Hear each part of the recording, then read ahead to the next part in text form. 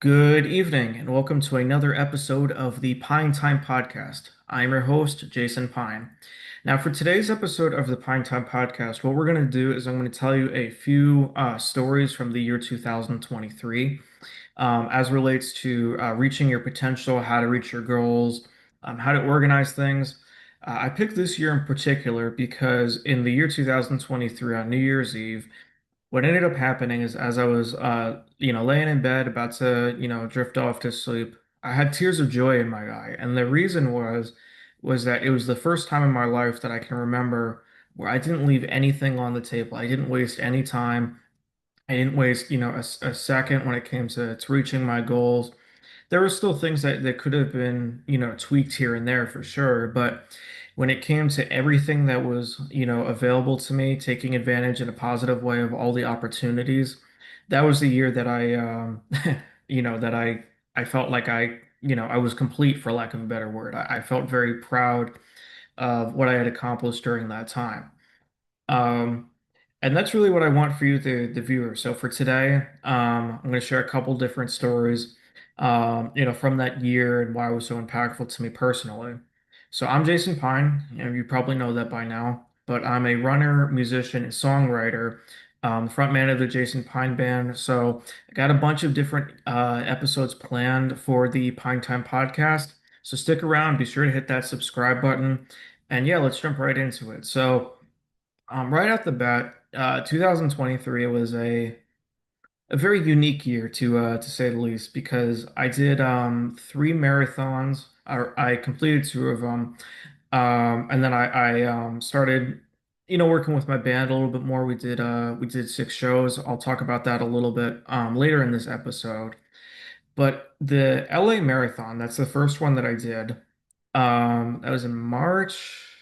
I think it was in March if I remember correctly, but I'd never run a marathon before up to this point. And so I completed the marathon, flew out to Los Angeles.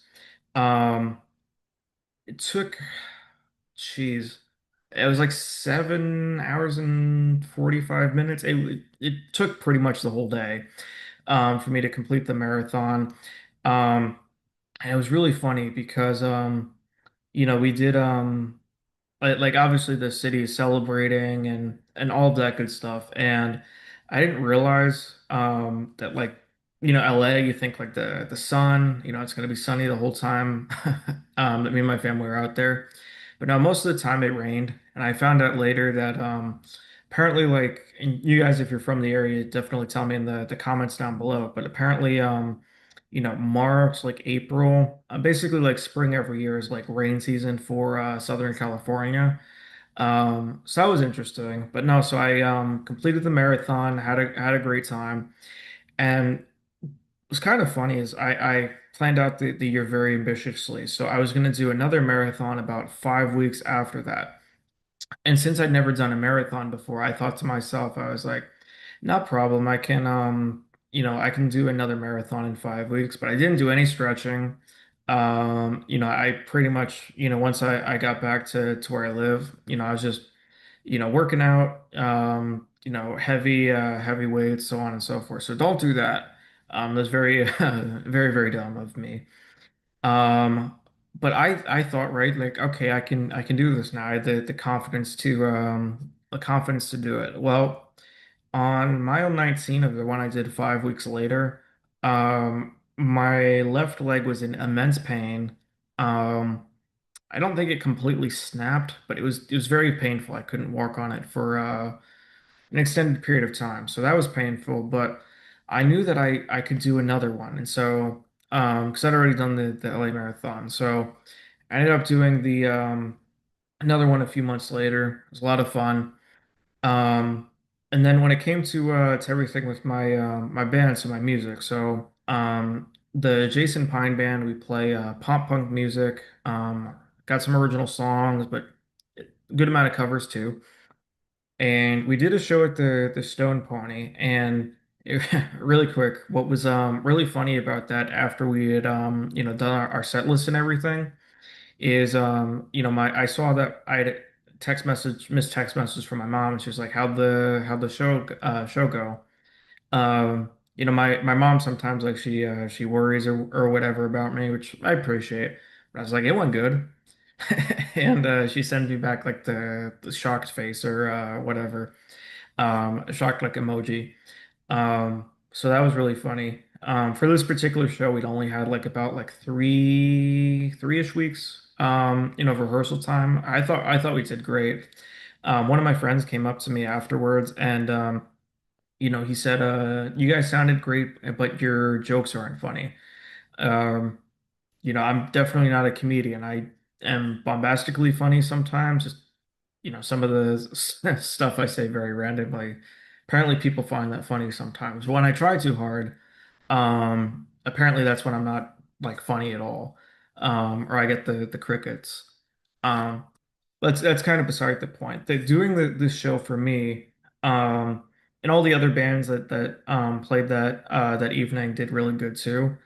For me though, it was confidence. Because the Stone Pony, of course, that was a big deal. And it was like, okay, I can do this. So that was a lot of fun. Um, so all of these experiences, kind of putting them together, right?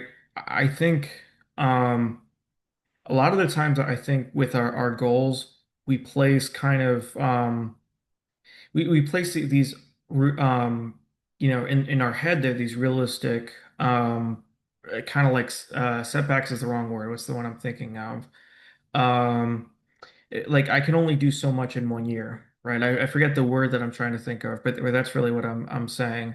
We have these mental roadblocks, I guess is the best way that we can that I can put it, where we think we can only achieve X amount that year, right? Really need to focus on doing less or whatever the case is, right? Um, One of the things I learned from doing all this stuff is that you know only have 365 days, right? From beginning to the end of the year, that's the amount of time that you have.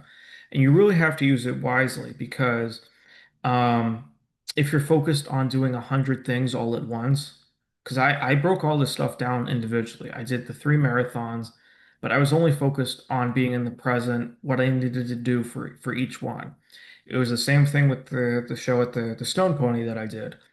Um, or there were other things that I focused on a little bit later in the year. So yeah, what I'm trying to say is like if you try and focus on like just using myself as an example, running 3 marathons, focused on building a musical presence, shall we say, doing a bunch of shows and focus on all of that all at once. One, you're gonna get burnt out, so don't do that, speaking from experience. But two, that's a very easy way to get discouraged. I'm sure a lot of you watching this podcast can be very tough on yourself, and I'm the same way. But if you space out your priorities, and what I mean by that, as I've mentioned, is that focus on what's the most important task at hand. Once that task has been completed, and you've done an excellent job at whatever it is that you need to knock out of the park, then you can focus on the next thing after that, or once you're really close to completing that first goal or that first benchmark that you set for yourself. This is not easy to do because I'm sure I'm like most of you in the sense that I want to do everything all at once and I want to do it well, but that's just not realistic. So the broader point of this podcast, what I would encourage all of you to do, if you got goals or you got things that you're working on, that's great. More power to you. But try and organize it in a way where your priorities are very clear. What's most important this year, what's most important this year, the following year, the year after that, or even week to week, month to month, all that good stuff. Um, so this is really what I've learned from this experience. And yeah, thank you so much for tuning in to this episode of the Pine Time Podcast. We got 2 episodes out now, so I'm really excited. I'm gonna have some musician friends of mine come on here. A few other special guests will be on very soon, so stay tuned for all of that. Thank you for for listening to my rambling, for lack of a better way of putting it. And yeah, hit that subscribe button, notification bell. I'll talk to you all in the next one. Take care. Bye, everybody.